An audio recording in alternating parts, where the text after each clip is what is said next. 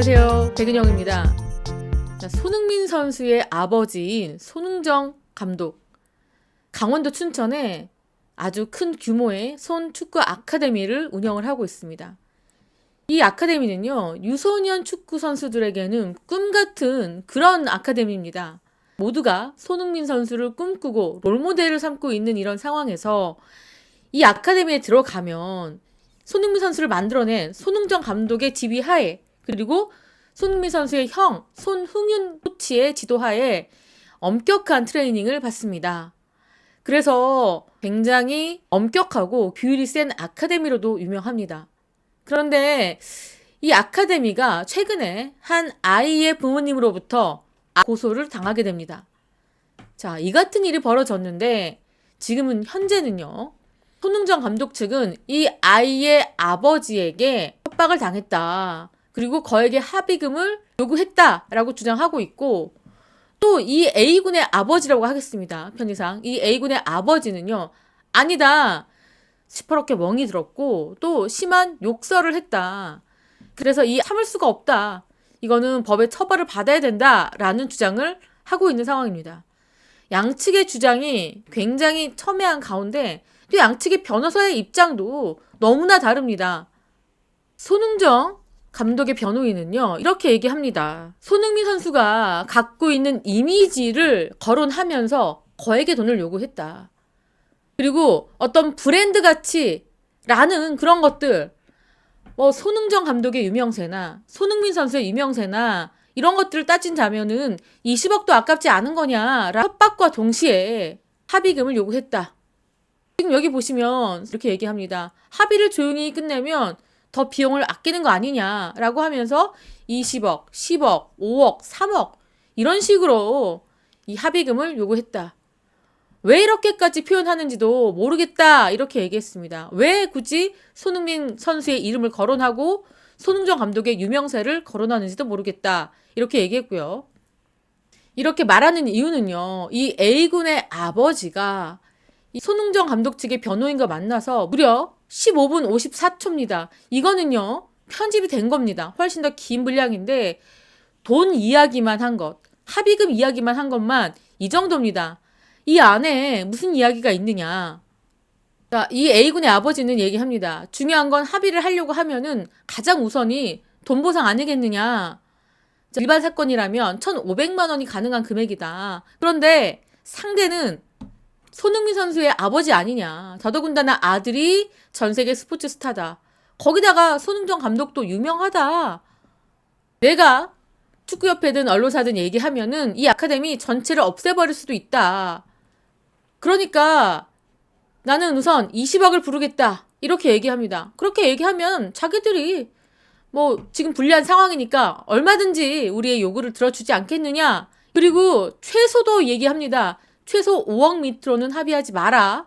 농담 아니고 진짜다. 이렇게 얘기하죠. 자, 뿐만 아닙니다. 내가 반대 입장이라면 10억도 안 아까울 것 같다. 내 아들이 손흥민이고 내가 손흥정이고 내가 손흥민 코치다. 라고 하면은 10억이 뭐가 아깝겠느냐. 라는 이야기예요. 이런 이야기는 본질과는 상당히 다릅니다. 지금 초점은 아이가 중심인데 이 A군의 아버지는요, 상대방의 지위나 유명세가 더 포커스가 됐습니다. 아이에 대한 진실한 사과와 재발방지 대책 이런 것들이 우선되어야 되는데 내 상대가 이런 사람 아니냐라는 이야기가 대부분이에요. 언론이고 이미지 메이킹이든 뭐든지 쓰는 비용, 자기들의 이미지 값이 1,500만 원, 2,000만 원 뿐이겠느냐 말하면서 생각해봐라. 손흥민이 지금 이적한다 뭐한다, 4천억 원에 이적한다 뭐한다 이런 얘기 나오지 않느냐. 그러니까 변호사가 손흥민 선수의 일이 아니다. 왜 손흥민 선수와 결부해서 이야기를 하느냐? 그랬더니 손흥민 선수의 일이 아니어도 손흥정 감독이 에이전시 차려서 본인이 운영하고 있다라고 하면서 손흥민 선수도 같이 묻고 있는 상황이죠. 이런 식의 대화가 쭉 이어집니다. 하지만 A군의 변호사 측은 이렇게 얘기합니다. 그건 사실이 아닙니다. 수억 원의 합의금도 손 감독 측에서 먼저 제시를 했다. 그리고 돈을 주겠다. 이렇게 얘기한 것도 손 감독 측이다. 그리고 손흥정 감독한테 그 변호사가 10억으로 얘기해놨다. 그런 얘기까지 하면서 돈을 받아줄 것처럼 그렇게 얘기를 했다. 그리고 결렬시킨 것도 변호사다. 이렇게까지 반박을 하고 있습니다. 그러니까 손흥정 감독 측의 변호사가 덫을 만들어 놨고 그 덫에 우리가 걸렸다라는 이야기를 하고 있습니다. 그러니까 우리가 이렇게 어마어마한 금액을 요구한 게 아니라 먼저 이쪽에서 제시를 하고 실제로 줄 것처럼 얘기하고 그렇게 얘기했던 거다. 바람잡이를 했다라고 이야기를 하고 있는 겁니다. 또 그래서일까요? 이 A군의 아버지는요. 변호사를 너무 믿어서였을까요? 아니면 그 반대였을까요? 이런 제안도 합니다. 만약에 변호사님이 이 사건을 5억을 받아준다면, 그렇게 해결을 해준다면 이건 비밀인데 내가 변호사님께 1억을 드리겠다. 그것도 현금으로. 이렇게 은밀한 제안까지 합니다. 그러니까 이 A군의 아버지가 손흥정 측의 변호사에게 은밀한 제안. 손흥정 변호사 측은 이 제안을 받아들이면 변호사법 위반입니다. 그런데 이 A군의 아버지가 이 변호사에게 이런 제안까지 할 정도입니다. 이렇게 일파만파 사건은 커졌고요. 지금요, 법조계 관계자들은 굉장히 다양한 해석을 하고 있습니다.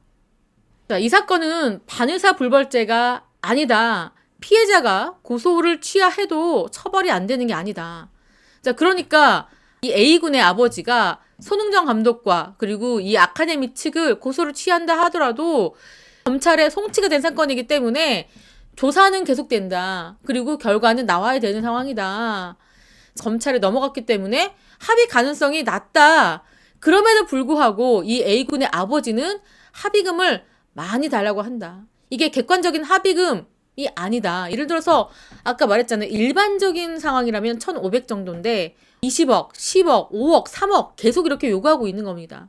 그렇기 때문에 이거는 공갈 협박죄가 될 수가 있다. 이런 관측도 있습니다. 이 A군의 아버지는 이렇게 얘기하기도 했습니다. 내가 그렇게 많은 금액을 요구한 거는 홧김에 우발적으로 달라고 한 거다 라고 이렇게 주장했지만 여러분들 녹취록 보시면 아시겠지만 15분 넘게 돈 얘기를 하는 거 그게 우발적으로 홧김에 한 이야기가 아니죠. 더더군다나 손흥정 감독 측의 변호사까지 어떻게 보면은 자신의 편으로 만들기 위해서 설득하고 꼬드기는 그런 모습까지 있습니다. 그랬기 때문에 일부 변호사들은 이게 공갈 미수가 될 수 있다 이렇게 얘기하고 있습니다. 그리고 또 일부 변호사들은 손흥정 감독은 처벌은 피할 수 없을 것 같다.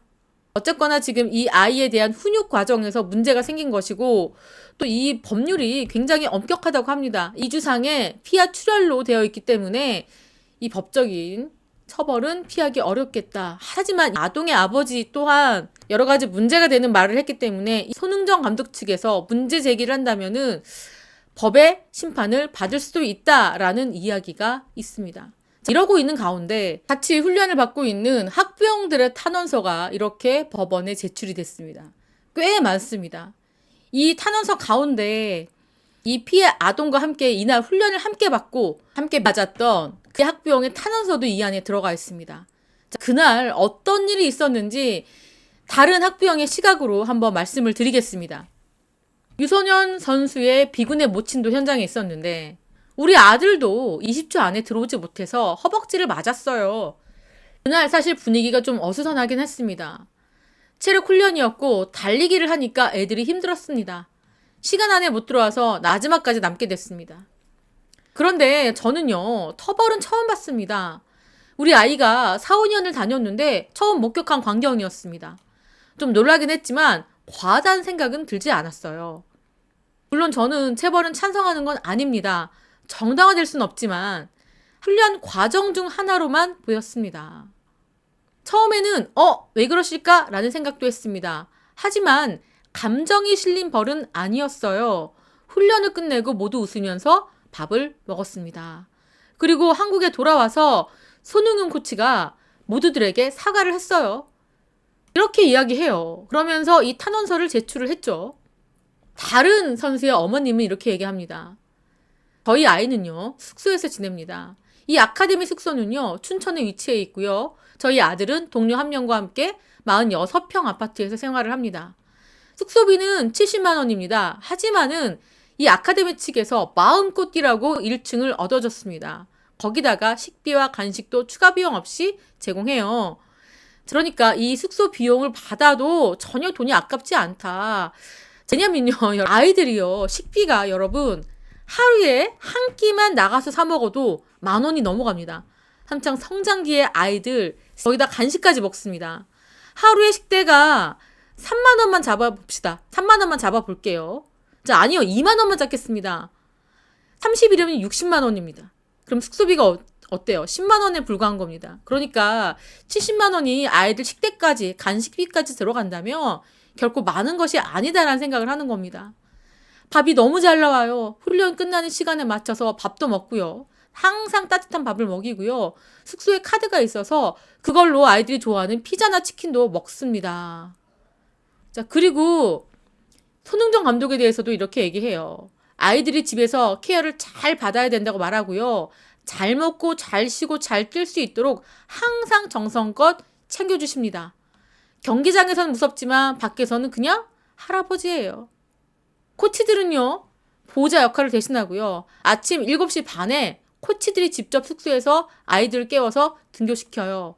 그리고 훈련이 끝나면 저녁을 먹이고 숙소로 데려갑니다. 이렇게까지 얘기합니다. 그러니까 이 손축구 아카데미는요, 이 학병들의 절대적인 지지를 받는 그런 곳입니다. 그리고 감독의 이 훈련 스타일에 대해서도 이야기를 합니다. 손흥정 감독은 그날 에너지를 다 쏟는다. 아카데미 운동장에 쩌렁쩌렁 울릴 정도다. 물론 거친 표현도 한다. 인정합니다.